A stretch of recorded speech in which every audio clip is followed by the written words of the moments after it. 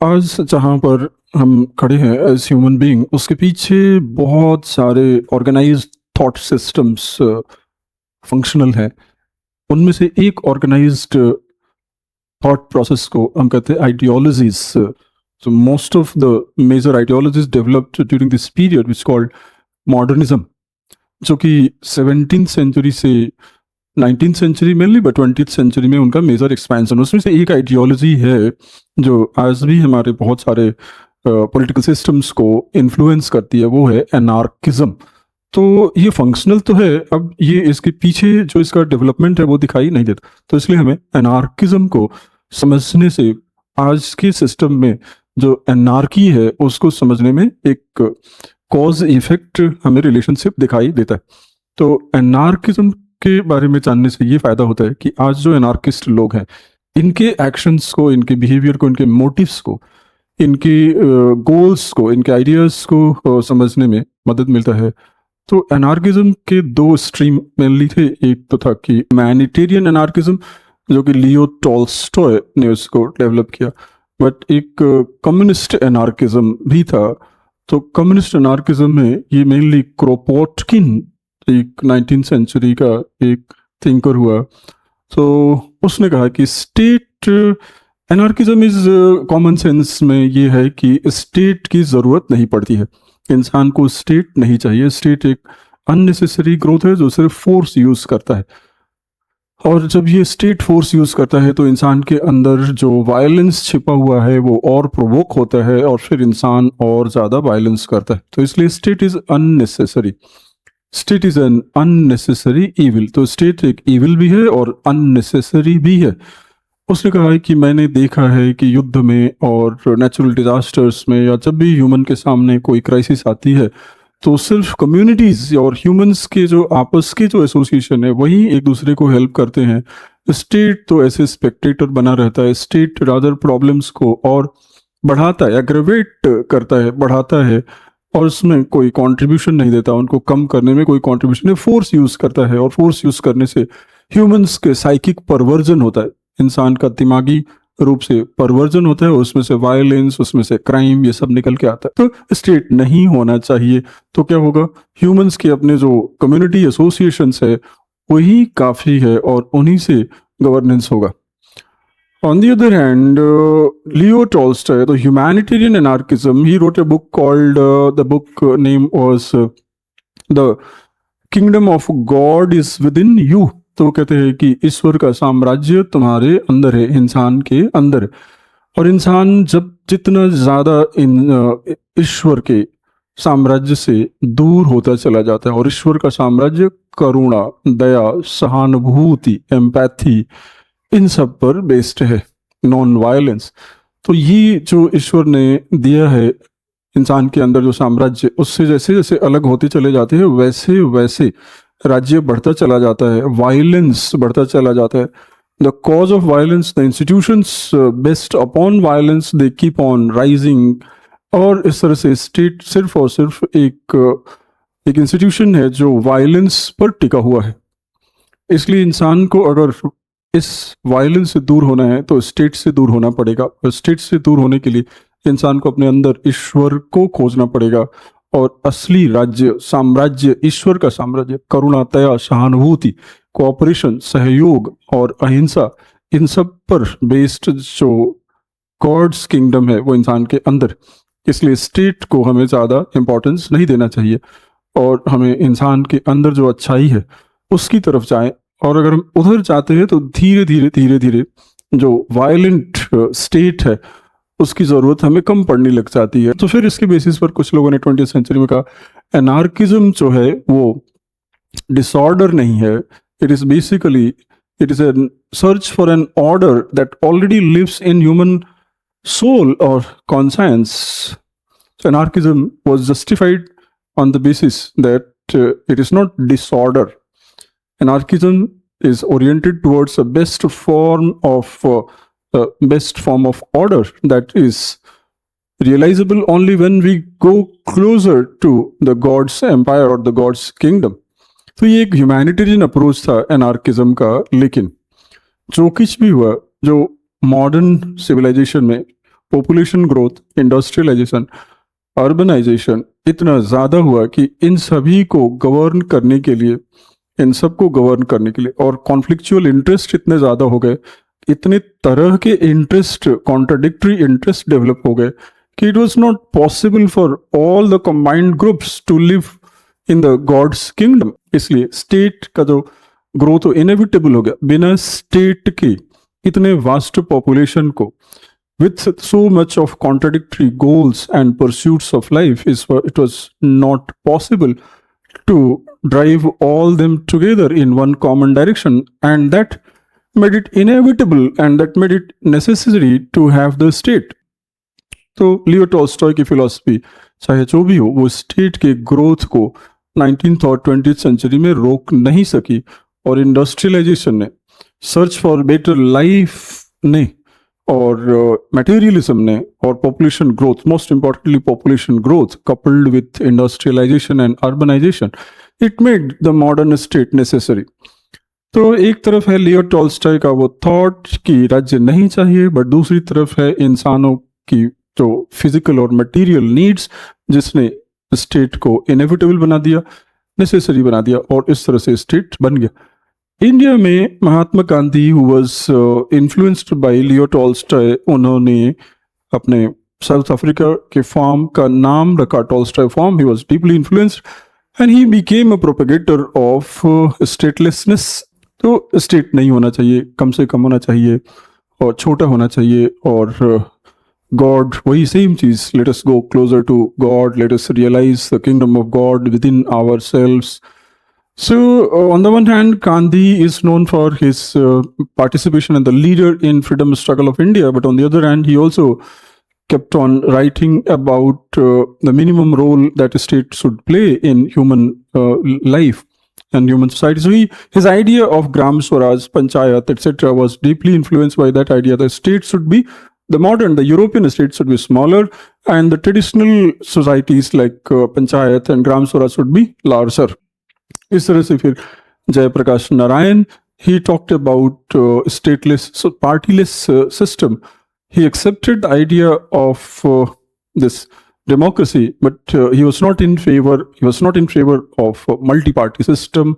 He believed that party जितनी ज़्यादा होंगी करप्शन उतना ज़्यादा होगा, इसलिए एक ऐसा सिस्टम जिसमें जो कैरेक्टर वाले लोग हैं, जो इनकरप्टिबल लोग हैं, जो हाईली मोरल लोग हैं, उनको कहीं से उठा करके ले आना चाहिए, और सिर्फ उन्हीं को पॉलिटिक्स में जाने देना चाहिए। जो करप्ट लोग हैं, भले ही उनका मास बेस हो, भले ही उनका अपील हो, भले ही वो पॉपुलर हो, उनको पॉलिटिक्स से बाहर कर देना चाहिए, और सिर्फ ऐसे सच्चरित्र और सर्वगुण संपन्न और मोरल, जो नैतिक हो, जिनका कंसाइंस फुली अवेयर हो, इनकरप्टिबल हो, सिर्फ उन्हीं लोगों को MP, MLA, मिनिस्टर बनाया जाना चाहिए, और किसी भी पब्लिक ऑफिस में सिर्फ ऐसे ही लोगों को रखते हैं। Complete moralistic perspective of politics. तो Jayaprakash Narayan reinterpreted anarchism in his own way, and based on this, he tried to lead a revolution that came to be known as संपूर्ण क्रांति। तो संपूर्ण क्रांति उनके लिए सिर्फ एक पावर स्ट्रगल और एक मूवमेंट नहीं था जिससे सत्ता परिवर्तन और पावर ट्रांसफर कर सके।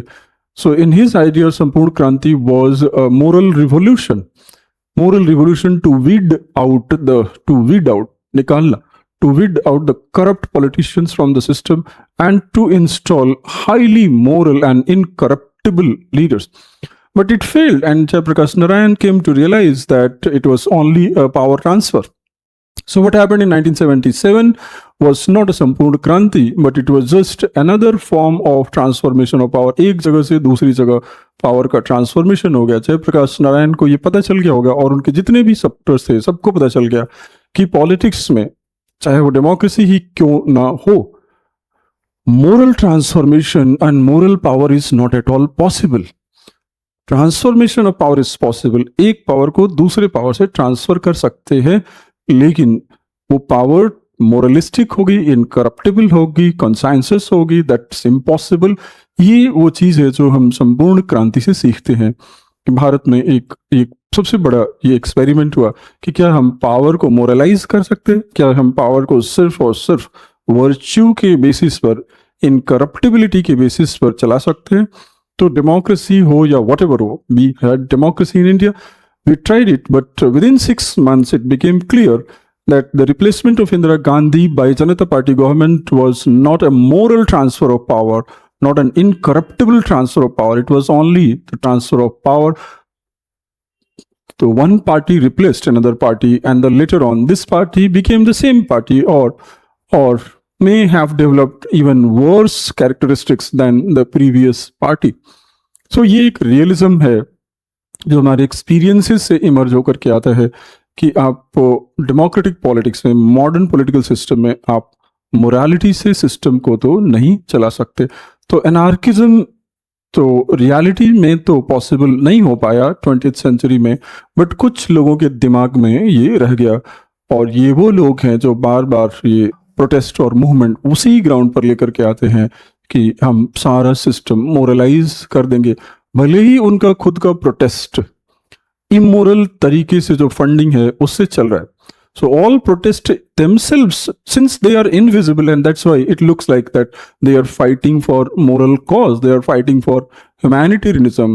Since they are aiming and targeting at change of power, it looks like तो यहाँ पर क्या होता है, change of power itself becomes the greatest morality. But जो इकोनॉमिक कॉस्ट है चेंज ऑफ पावर का वो इतना ज्यादा है कि if a country tries to afford it, it becomes dangerous. Economic cost of violent and protesting manner of transfer of power is huge. इतने में तो बहुत सारे इकोनॉमिक सोशल प्रॉब्लम्स को सॉल्व किया जा सकता है, जो cost of violence. So there are some people who believe that their protest is very moral because they don't know actually, and even if they know, they think that all kinds of funding that they are receiving is coming from all moralistic sources. But जो fund उनको मिलता है और जिस fund से वो ये movement करते हैं वो खुद एक बहुत ही सीनफुल सोर्स होता है फंडिंग का। वो टेरर भी हो सकता है, वो किसी देश को तोड़ने वाली जो फोर्सेस हैं, डिसइंटीग्रेशनल फोर्सेस हैं, वहाँ से फंड आता है। टेररिज्म से, रिलीजियस कन्वर्जन रैकेट्स से, नेशन ब्रेकिंग जो प्रोजेक्ट्स वर्ल्ड लेवल पर चलते हैं, जो फाउंडेशंस हैं, सोरोस फाउंडेशन एटसेट्रा, यहाँ से फंड आता है। And they think that they are receiving the fund from all pious and sacred sources. तो ये जो सारे क्रिमिनल सोर्सेज से फंड आता है, it creates an impression that the funding is completely sacred. और फिर हम एक वो मार्टरडम वाली फीलिंग और स्पिरिट के साथ प्रोटेस्ट में लग जाते हैं कि हम तो भगत सिंह हैं, हम भगत सिंह की तरह सैक्रिफाइस कर रहे हैं, फास्ट करके सैक्रिफाइस कर रहे हैं। एक्चुअली फास्ट के पीछे जो फास्ट मनी लगा हुआ है वो सीनफुल मनी है, वो क्रिमिनल मनी है, वो नेशन ब्रेकिंग मनी है। बट चूंकि वो हमें सबको विजिबल नहीं है तो लगता है नो, जो फास्ट करने वाले लोग हैं वो तो हमेशा सेक्रेड और पायस ही होते हैं, वो गलत कैसे हो सकते हैं, फास्ट पर बैठा हुआ है, वो अपनी जान लगा देगा। बट पीछे से जो फंडिंग है वो सीनफुल है, क्राइम से, टेररिस्ट फंडिंग है, टेरर ग्रुप्स आर फंडिंग, जो प्रॉपर जिहादिस्ट ग्रुप्स हैं उनकी फंडिंग है, टेरर ग्रुप्स की फंडिंग है। जो एंटी इंडिया फोर्सेस है या किसी भी देश में हो, जो उस देश को तोड़ने वाली फोर्सेस है जिसको डीप स्टेट कहते हैं, सीआईए खुद का अपना फंड नहीं लगाते। सीआईए जो दुनिया भर में फंडर हैं उनको चैनलाइज करती है और उनके थ्रू फंड भिजवाती है। So CIA has its own fund, but that's not enough. Although they have a fund use, I mean so far as I know, CIA के पास लगभग 1 साल का जो बजट है वो $1 ट्रिलियन का है, गवर्नमेंटल सोर्सेज से और नॉन गवर्नमेंटल सोर्सेज से। बट इससे ज्यादा पैसा वो खर्च करते हैं, वो अपना पैसा नहीं लगाते, वो पैसा लगाते हैं जो ऑलरेडी जो जॉर्ज सोरोस टाइप के फंडर हैं उनको वो चैनलाइज करते हैं। और इस तरह के हजारों फंडर्स हैं यूरोप में और अमेरिका में। सीआईए सिर्फ उनको एक लिंक में इंटीग्रेट करती है और फिर उसी से दुनिया भर के जहां भी उनको रिजीम चेंज करवाना है, मतलब सरकार बदलवाना है या असैसिनेशन करवाना है, and they boast and they claim, they proudly claim that CIA के जो हेड्स हैं, अमेरिकन NSA, उन्होंने प्राउडली ऑन ओकेजन्स कहा है कि हमने अभी तक 100 से ज़्यादा सरकारें बदली हैं, बदलवाई हैं, इसी तरह के प्रोटेस्ट से बदलवाई। और अगर इन पर हम देखते हैं कि कहाँ कहाँ सरकार बदलवाई, तो जहाँ जहाँ सरकार बदलवाई वहाँ पर poverty, backwardness, violence, civil war है, वो सब बैकवर्ड कंट्रीज। इसका मतलब रिजीम चेंज से कोई फायदा उन देशों को नहीं हुआ जहां रिजीम चेंज हुआ, फायदा अमेरिका को हुआ। So they boast it and they proudly claim it कि हमने 100 से ज्यादा देशों में इस तरह के वायलेंट प्रोटेस्ट करवाए हैं। वो हाइड भी नहीं करते, उसको ओपनली बताते भी हैं। बट जो प्रोटेस्टर्स हैं, जो एनार्किस्ट आइडिया से चल रहे हैं, उनके पीछे बेसिक आइडिया क्या है? Anarchist idea. और जो एनार्किस्ट आइडिया से चलने वाले प्रोटेस्ट है, so what is the relationship between anarchism and this protest? These protests are driven by the ideology of anarchism. Although in Leo Tolstoy the ideology of anarchism was very good, but आज उसको जिस तरह से misuse करती है deep state और जो funders हैं, तो we don't relate, we fail to relate and we fail to understand कि ये जो पूरा मूवमेंट चल रहा है वो अनार्किस्ट थॉट से चल रहा है। और इस एनार्किज्म का पर्पस कहीं भी गॉड्स किंगडम एस्टैब्लिश करना नहीं है। इस एनार्किज्म का पर्पस सिर्फ और सिर्फ destructive and negative and explosive negative. अब इसके पीछे जो फंडिंग है, उस फंडिंग को जब तक एक्सपोज नहीं करेंगे तब तक पता नहीं चलेगा कि how this protests are actually, although their purpose is to bring morality, bring humanity, वो अपना फाइट लीड कैसे करते हैं, सामने कैसे प्रेजेंट करते हैं कि this is for a moral cause. So they try to present it as a moral cause, but उसके पीछे जो फंड लगा हुआ, उसके पीछे जो मोटिव है, उसके पीछे जो फोर्सेस है, इनसे डिस्ट्रक्टिव और इनह्यूमन फोर्स तो कुछ हो ही नहीं सकती। That's how the protests are controlled by शैतान। इनके पीछे जो रियल फोर्स है वो शैतान है, भले ही ये अपना कॉज दिखाते हैं मोरल ह्यूमैनिटेरियन, बट इनके पीछे जो फंडर है और फंडर की जो मेंटालिटी है वो शैतान है। और धरती पर जितने जब शैतान हुए थे उन सारे शैतानों को मिला दें तो उनसे बनते हैं ये destabilising protests. This is the relation between शैतान, एनार्किज्म एंड प्रोटेस्ट मूवमेंट। अभी के लिए इतना ही। अगले में फिर एक दूसरी आइडियोलॉजी देखते हैं कि लिबरलिज्म क्या है, और फिर उसके बाद लेफ्ट किसको कहते हैं, और लेफ्ट से रिलेटेड कितनी सारी आइडियोलॉजी हैं, और उन सबको मिला करके कैसे दुनिया में लेफ्ट और लिबरल का गैंगिंग अप हुआ, ये अगले में देखते हैं।